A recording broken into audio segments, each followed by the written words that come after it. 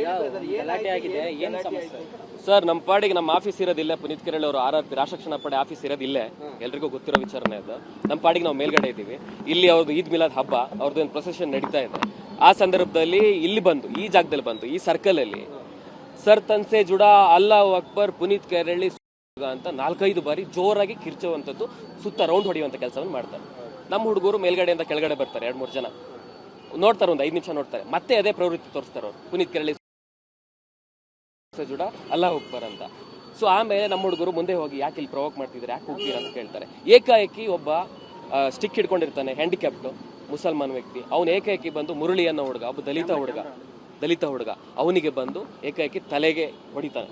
ಅವನೇನು ರಾಡ್ ಇಟ್ಕೊಂಡಿರ್ತಾನೆ, ಆ ರಾಡಿಂದ ತಲೆಗೆ ಹೊಡಿತಾನೆ. ಅವನ ತಲೆ ಓಪನ್ ಆಗುತ್ತೆ, ರಕ್ತ ಸುರಿಯುತ್ತೆ. ಆ ಸಂದರ್ಭದಲ್ಲಿ ಮೇಲಿರುವಂಥ 3-4 ಜನ ಕಾರ್ಯಕರ್ತರುಗಳು ಬರ್ತಾರೆ. ಪುನೀತ್ ಕೆರಳಿ ಕೂಡ ಕೆಳಗಡೆ ಬರ್ತಾರೆ. ಪೊಲೀಸರು ಕೂಡ ಈ ಸಂದರ್ಭದಲ್ಲಿ ಕೆಳಗಡೆ 3-4 ಜನ ಇರ್ತಾರೆ.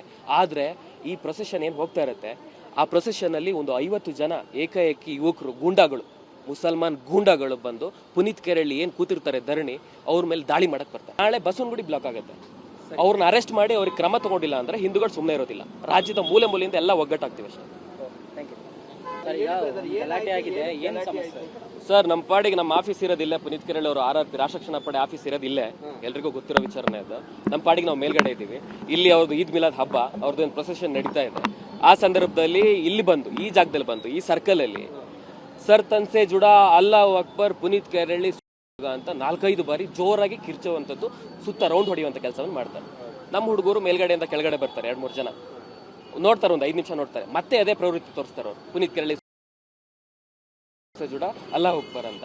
ಸೊ ಆಮೇಲೆ ನಮ್ಮ ಹುಡುಗರು ಮುಂದೆ ಹೋಗಿ ಯಾಕೆ ಇಲ್ಲಿ ಪ್ರವೋಕ್ ಮಾಡ್ತಿದ್ದಾರೆ, ಯಾಕೆ ಹೋಗ್ತೀರಾ ಅಂತ ಕೇಳ್ತಾರೆ. ಏಕಾಏಕಿ ಒಬ್ಬ ಸ್ಟಿಕ್ ಹಿಡ್ಕೊಂಡಿರ್ತಾನೆ, ಹ್ಯಾಂಡಿಕ್ಯಾಪ್ಟ್ ಮುಸಲ್ಮಾನ್ ವ್ಯಕ್ತಿ, ಅವನು ಏಕಾಏಕಿ ಬಂದು ಮುರಳಿ ಅನ್ನೋ ಹುಡುಗ, ಒಬ್ಬ ದಲಿತ ಹುಡುಗ ಅವನಿಗೆ ಬಂದು ಏಕಾಏಕಿ ತಲೆಗೆ ಹೊಡಿತಾನೆ.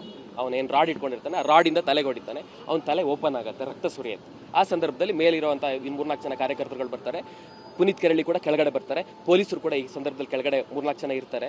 ಆದರೆ ಈ ಪ್ರೊಸೆಷನ್ ಏನು ಹೋಗ್ತಾ ಇರುತ್ತೆ, ಆ ಪ್ರೊಸೆಷನ್ನಲ್ಲಿ ಒಂದು 50 ಜನ ಏಕಾಏಕಿ ಯುವಕರು, ಗೂಂಡಾಗಳು, ಮುಸಲ್ಮಾನ್ ಗೂಂಡಾಗಳು ಬಂದು ಪುನೀತ್ ಕೆರಳಿ ಏನು ಕೂತಿರ್ತಾರೆ ಧರಣಿ, ಅವ್ರ ಮೇಲೆ ದಾಳಿ ಮಾಡಕ್ಕೆ ಬರ್ತಾರೆ. ನಾಳೆ ಬಸವನಗುಡಿ ಬ್ಲಾಕ್ ಆಗುತ್ತೆ.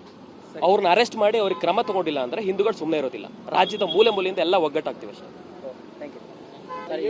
ಗಲಾಟೆ ಆಗಿದೆ, ಏನು ಸಮಸ್ಯೆ? ಸರ್, ನಮ್ಮ ಪಾಡಿಗೆ ನಮ್ಮ ಆಫೀಸ್ ಇರೋದಿಲ್ಲ. ಪುನೀತ್ ಕೆರಳಿ ಅವರು RRP ರಾಷ್ಟ್ರ ಪಡೆ ಆಫೀಸ್ ಇರೋದಿಲ್ಲೇ, ಎಲ್ರಿಗೂ ಗೊತ್ತಿರೋ ವಿಚಾರನೆ ಅದು. ನಮ್ಮ ಪಾಡಿಗೆ ನಾವು ಮೇಲ್ಗಡೆ ಇದ್ದೀವಿ. ಇಲ್ಲಿ ಅವ್ರದ್ದು ಈದ್ ಮಿಲಾದ್ ಹಬ್ಬ, ಅವ್ರದ್ದು ಪ್ರೊಸೆಷನ್ ನಡೀತಾ ಇದೆ.